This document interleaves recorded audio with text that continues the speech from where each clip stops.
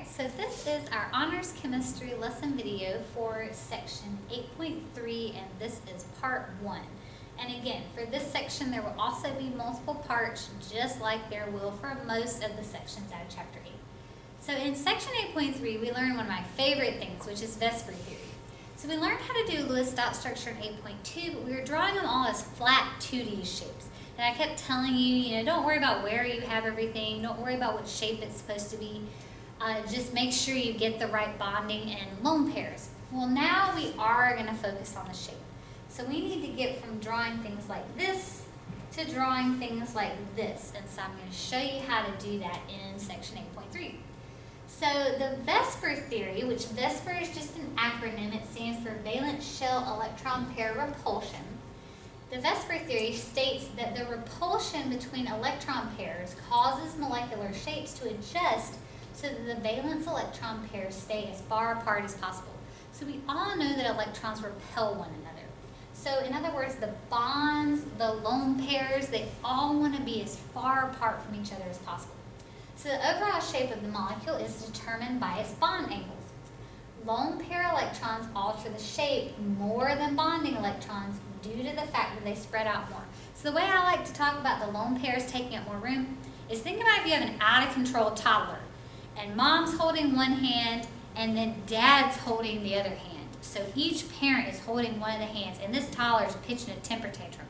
The toddler in the middle, if both hands are being held, he can only move around and flail around so much because both parents have a hold on him.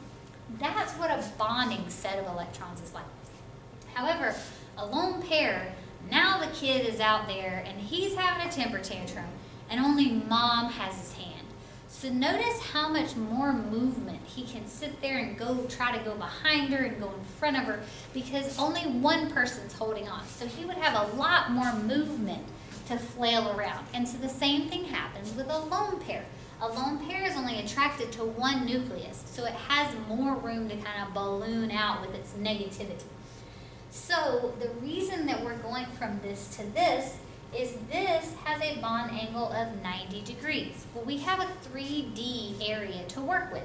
So the bond angles can actually spread out more than that. So that's what I'm going to focus on in the first 2 videos, is just showing you the possible shapes. And then in the other videos, I will focus on how to draw them yourself. So first, we're just going to start with up to a 4 arrangement. By 4, I mean a central atom with up to 4 things bonded to it. Okay, but we're going to start with the basics. So there are 5 basic VSEPR shapes. You have linear, which is a straight line. You have trigonal planar, because it's a triangle, it's all in the same plane. You have tetrahedral, tetra means 4. You have trigonal bipyramidal, and so I'll show you more about this shape in the next video. And then you have octahedral. Now octahedral is surrounded by 6, but octa means 8. That's because if you were to enclose it, you get an octahedron with 8 faces. And so again, I'll show you that in the second video. So in this video, we are mainly only going to focus on this type, the linear, the trigonal planar, and the tetrahedral. So in general, each non-bonding pair, single bond, or multiple bond produces an electron domain around the central atom. So the things that will alter the shape are single bonds, multiple bonds, and lone pairs. So there's going to be different shapes that you may be asked for. Sometimes you might be asked for the electron domain shape, sometimes you might be asked for the molecular shape. So the molecular geometry is based on the bonds and the atoms only, whereas the electron domain geometry is based on all the electron domains, bonding and non-bonding. So the electron domain geometry for NH3 is tetrahedral, but the molecular geometry is trigonal pyramidal. So we're going to have to take that into account. So when we have electron domain geometry, we're not worried about whether the electron domain is bonding or lone pair. We're just worried that there is an electron domain there in the shape. So when we're talking about NH3, we have 4 domains, a bonding, a bonding, a bonding, and a lone pair. So according to electron domain geometry, 4 domains makes tetrahedral. However, because one's a lone pair, the actual molecule, you wouldn't see the lone pair. You would just see the 4 atoms, and so the molecular geometry ends up being trigonal pyramidal, which I'll show you in just a second. All right, so let's look at what these things look like. So, if you have 2 bonding domains and 0 non-bonding, your molecular shape is linear, your electron domain shape is linear. And so an example would be CO2.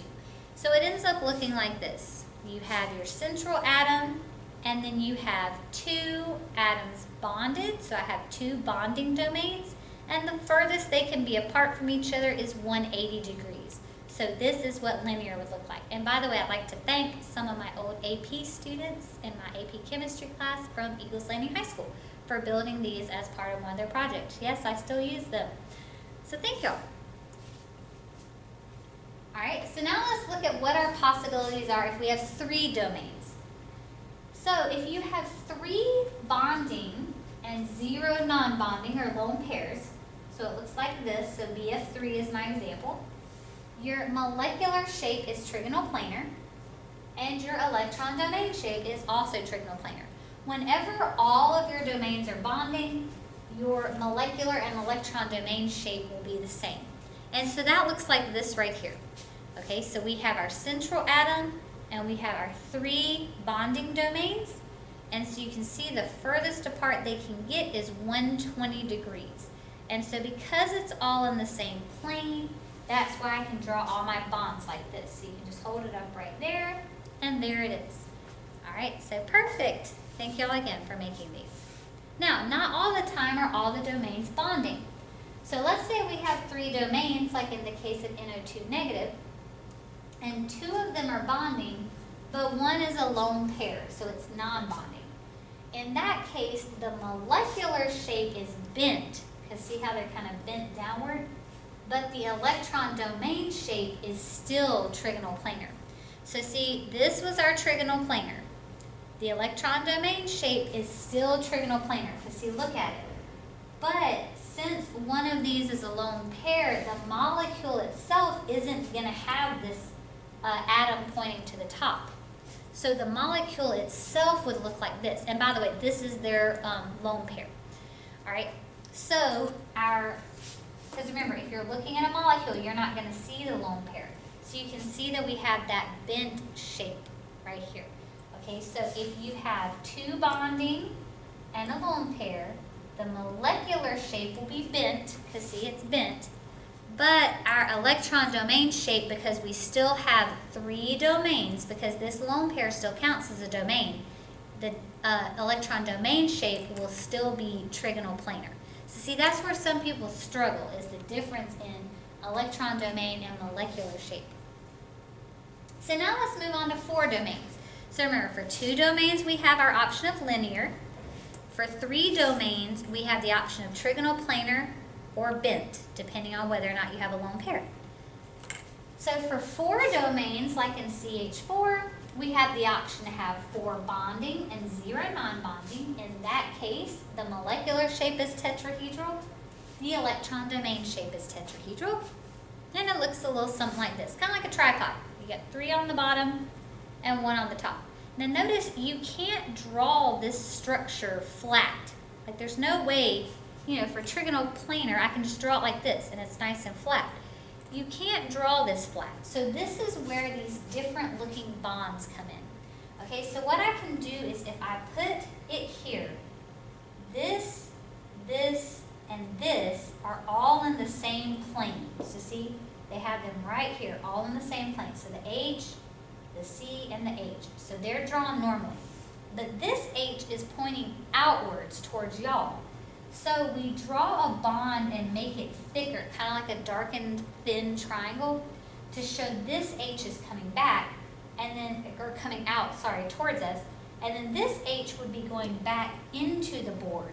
So to show a bond that's going into the board or your paper, you draw it as a dashed line. So see, then you can see it right here. So we have our middle, our up, and our to the side. This one's coming out, this one's going back. See, this one's actually drawn 3D, so you can see it a little better. But here you can see, so remember, the ones pointing out towards you are a darkened, thicker triangle-like bond, and the ones that are pointing backwards into the paper or the board are drawn as a dotted line, or a dashed line. And then the bond angles on these actually end up being about 109.5. So that's why it's not just a flat T shape, because those would of course be at 90-degree angles. And so this is called tetrahedral because they're all bonding. The molecular domain shape is electron domain shape is tetrahedral, and the molecular shape is tetrahedral. Now let's look at what happens if some of them are lone pairs. So you could have 4 domains like in NH3, but 3 could be bonding and you could have a lone pair. Okay, so again, we're still following the same setup, like the same shape, but now one has become a lone pair. So see, we have our lone pair right there on top. So again, same setup, but in the molecular form, I would not see the lone pair. So the molecule would only look like this part. Okay, so we don't call it tetrahedral anymore. All right, so if you look, we have our lone pair, our N and our H, they're all in the same plane. But see, then this H is pointing towards y'all. So we have our darkened bond towards you. And this H is pointing towards the board. So we have our dashed line to show that it's pointing back towards the board. So again, this is no longer a flat shape. Okay, this is 3D, so we have to draw it that way. All right. So because it still does have 4 domains, the electron domain is still tetrahedral. Because see, 1, 2, 3, 4 domains. But because in the molecule we wouldn't be able to see this part, we would only see the atoms, the molecular shape is called trigonal pyramidal. Because if you look, it has a triangle base and it forms a pyramid. Okay, because remember, you wouldn't see this part. So electron domain shape is tetrahedral, but molecular shape is trigonal pyramidal. All right, so let's look at our last option for 4 domains. So you could also have 2 bonding and 2 non-bonding domains, like in water, H2O. In that case, it looks a little something like this. Okay, we have our 2 non-bonding and our 2 bonding. So again, we still have the overall tetrahedral shape. But now we can't see 2 of them. So like when I look at the molecule, I don't see these at the top, I just see this. And so hopefully you recognize this shape because we've already done this one before. So when you look at it, because we can't see those lone pairs, it's bent again. See how you have 2 options for bent. You can have 2 bonding and 1 lone pair, that makes bent. You could have 2 bonding and 2 lone pairs, that also makes bent. But because there's still 1, 2, 3, 4 domains, electron domain is still tetrahedral. Okay, so our molecular shape is bent and our electron domain shape is tetrahedral. And so again, you can see it right here. We have our O, our 2 H's, and our lone pairs. And so we can actually put this one all on the same plane because you don't really need to show the 3D of lone pairs. So most people, they'll draw H2O like this, and then they'll just put their lone pairs up here. All right, so like I said, this was just covering 2 through 4 domains. The next video will talk about what happens when you have 5 and 6 domains, and then in the following video is when we'll start actually drawing them ourselves.